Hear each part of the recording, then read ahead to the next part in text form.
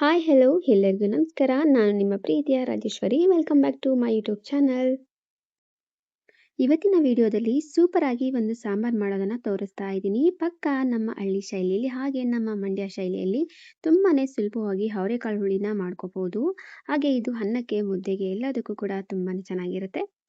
ತುಂಬಾ ಕಡಿಮೆ ಸಮಯದಲ್ಲಿ ತುಂಬಾ ರುಚಿಯಾಗಿರುವಂಥ ಸಾಂಬಾರನ್ನ ಮಾಡ್ಕೋಬಹುದು. ನೀವು ಒಂದ್ಸರಿ ಈ ಸಾಂಬಾರನ್ನ ಟೇಸ್ಟ್ ಮಾಡಿದ್ರೆ ಮತ್ತೆ ಮತ್ತೆ ಇದೇ ಸಾಂಬಾರನ್ನ ಮಾಡ್ಕೊಂಡು ತಿನ್ಬೇಕು ಅಂತ ಅನ್ಸುತ್ತೆ. ಅಷ್ಟು ಚೆನ್ನಾಗಿರುತ್ತೆ. ಸೊ ಬನ್ನಿ ಇವಾಗ ಹೇಗೆ ಮಾಡೋದು ಅಂತ ಕೂಡ ನೋಡೋಣ.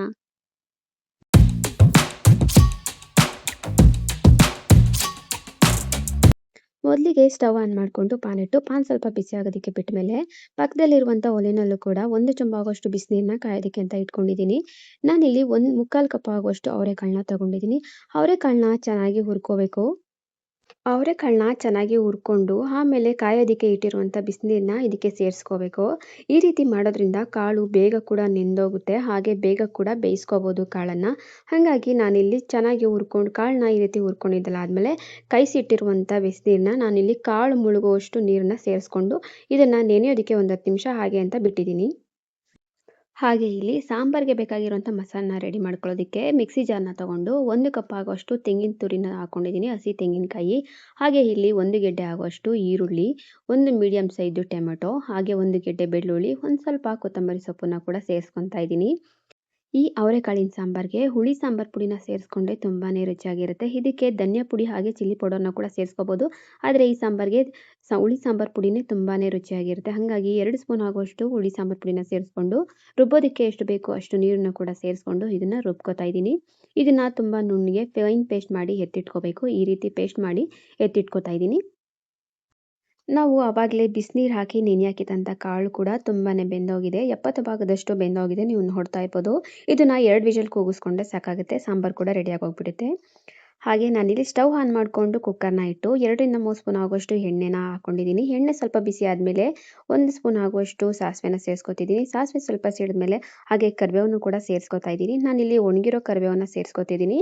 ನೀವು ಮನೆಯಲ್ಲಿ ಇದ್ದರೆ ಹಸಿ ಕರಿಬೇವನ್ನ ಕೂಡ ಸೇರಿಸ್ಕೋಬೋದು.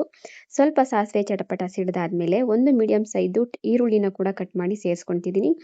ಈರುಳ್ಳಿ ಸ್ವಲ್ಪ ಹೊಂಬಣ್ಣ ಬರೋವರೆಗೂ ಕೂಡ ಫ್ರೈ ಮಾಡ್ಕೋಬೇಕು. ಈರುಳ್ಳಿ ಸ್ವಲ್ಪ ಫ್ರೈ ಆದಮೇಲೆ 2 ಮೀಡಿಯಮ್ ಸೈಜು ಬದನೆಕಾಯಿ ಹಾಗೆ 2 ಆಲೂಗೆಡ್ಡೆನ ಸೇರಿಸ್ಕೊತಿದ್ದೀನಿ. ನೀವಿಲ್ಲಿ ಆಲೂಗೆಡ್ಡೆನೂ ಒಂದೇ ಒಂದು ಆಲೂಗೆಡ್ಡೆ ಅಥವಾ ಒಂದು ಬದನೆಕಾಯಿನೂ ಕೂಡ ಸೇರಿಸ್ಕೋಬೋದು. ನಿಮಗೆ ಯಾವ್ದು ಇಷ್ಟ ಅದನ್ನು ಸೇರಿಸ್ಕೊಂಡು ಇಲ್ಲಿ ಆಲೂಗೆಡ್ಡೆ ಮತ್ತು ಬದನೆಕಾಯಿ ಎರಡೂ ಕೂಡ ಪೂರ್ತಿಯಾಗಿ ಸ್ವಲ್ಪ ಹೊತ್ತು ಚೆನ್ನಾಗಿ ಫ್ರೈ ಮಾಡ್ಕೋಬೇಕು. ಫ್ರೈ ಮಾಡ್ಕೊಂಡು ಇದೆಲ್ಲ ಆದಮೇಲೆ ಇದಕ್ಕೆ ನಾವು ರುಬ್ಬಿಟ್ಕೊಂಡಿರುವಂಥ ಮಸಾಲೆನಲ್ಲಿ 1 ಸ್ಪೂನ್ ಆಗುವಷ್ಟು ಮಸಾಲೆನ ಸೇರಿಸ್ಕೊಂಡು ಕೂಡ ಈ ಮಸಾಲೆ ಚೆನ್ನಾಗಿ ಹುರ್ಕೋಬೇಕು.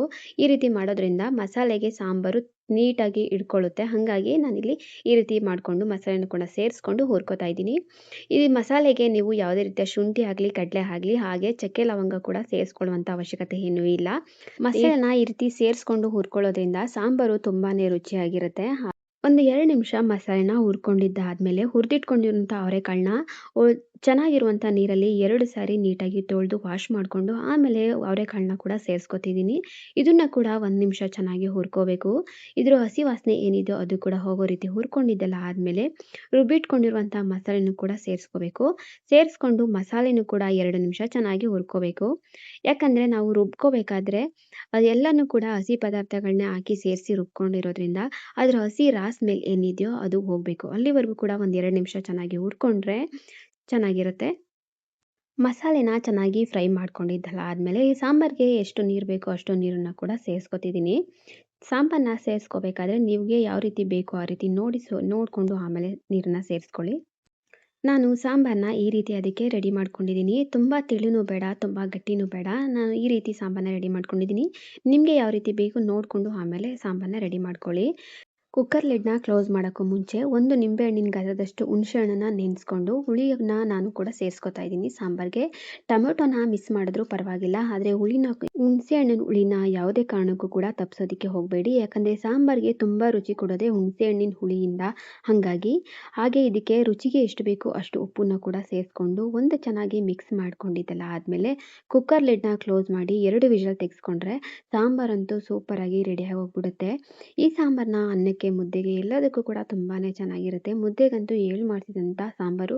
ಹಾಗೆ ಚಳಿಗಾಲದಲ್ಲಿ ಈ ಸಾಂಬಾರನ್ನ ಮಾಡ್ಕೊಂಡು ತಿಂತಿದ್ರಂತೂ ಸಖತ್ತಾಗಿರುತ್ತೆ. ನೀವು ನೋಡ್ತಾ ಇರ್ಬೋದು ಸಾಂಬಾರು ಎಷ್ಟು ಚೆನ್ನಾಗಿ ಬಂದಿದೆ ಅಂತ. 2 ವಿಸಲ್ ತೆಗ್ಸಿ ಕುಕ್ಕರ್ ಲಿಡ್‌ನ ಓಪನ್ ಮಾಡಿ ನೋಡ್ತಾ ಇದ್ದೀನಿ. ತುಂಬಾನೇ ಚೆನ್ನಾಗಾಗಿದೆ ಸಾಂಬಾರು ಕೂಡ. ನಾನು ಸ್ವಲ್ಪ ತೆಳುವಾಗೆ ಮಾಡ್ಕೊಂಡಿದ್ದೀನಿ. ಯಾಕಂದರೆ ನಮ್ಮ ಮನೆಯಲ್ಲಿ ಸ್ವಲ್ಪ ಗಟ್ಟಿ ಸಾಂಬಾರನ್ನ ಇಷ್ಟಪಡೋದಿಲ್ಲ. ಹಾಗಾಗಿ ಸ್ವಲ್ಪ ತೆಳುನೇ ಮಾಡ್ಕೊಂಡಿದ್ದೀನಿ. ಇದನ್ನು ನಾನಿಲ್ಲಿ ಮುದ್ದೆ ಜೊತೆಗೆ ಸರ್ವ್ ಮಾಡ್ಕೊತಿದ್ದೀನಿ. ಎಲ್ಲರಿಗೂ ಕೂಡ ಊಟಕ್ಕೆ ಕೊಡೋಣ ಅಂತ ಅಂದ್ಕೊಂಡು ಸಾಂಬಾರು ಕೂಡ ರೆಡಿಯಾಗಿದೆ. ಬಿಸಿ ಬಿಸಿ ಸಾಂಬಾರು ಜೊತೆ ಬಿಸಿ ಬಿಸಿ ಮುದ್ದೆನ ಊಟ ಮಾಡ್ತಿದ್ರೆ ತುಂಬಾ ಚೆನ್ನಾಗಿರುತ್ತೆ. ನಾನಿಲ್ಲಿ ಮುದ್ದೆ ಜೊತೆಗೆ ಸರ್ವ್ ಮಾಡ್ಕೊತಿದ್ದೀನಿ. ವಿಡಿಯೋನ ಪೂರ್ತಿಯಾಗಿ ನೋಡಿದ್ದೀರಾ ಅಂತ ಭಾವಿಸ್ತಾ, ಇಷ್ಟ ಆಗಿದೆ ನೀವು ಕೂಡ ಮನಸ್ಸಲ್ಲಿ ಒಂದ್ಸರಿ ಟ್ರೈ ಮಾಡಿ, ಹಾಗೆ ಕಮೆಂಟ್ ಕೂಡ ಮಾಡಿ ಅಂತ ಹೇಳ್ತಾ, ಇನ್ನೂ ಯಾರೆಲ್ಲ ನನ್ನ ಚಾನಲ್‌ನ ಸಬ್ಸ್ಕ್ರೈಬ್ ಮಾಡ್ಕೊಂಡಿಲ್ಲ ಪ್ಲೀಸ್ ಬೇಗ ಬೇಗ ಹೋಗಿ ಸಬ್ಸ್ಕ್ರೈಬ್ ಮಾಡ್ಕೊಳ್ಳಿ. ಹಾಗೆ ಪಕ್ಕದಲ್ಲಿರುವಂಥ ಬೆಲ್ ಐಕಾನ್ ಕೂಡ ಕ್ಲಿಕ್ ಮಾಡಿ.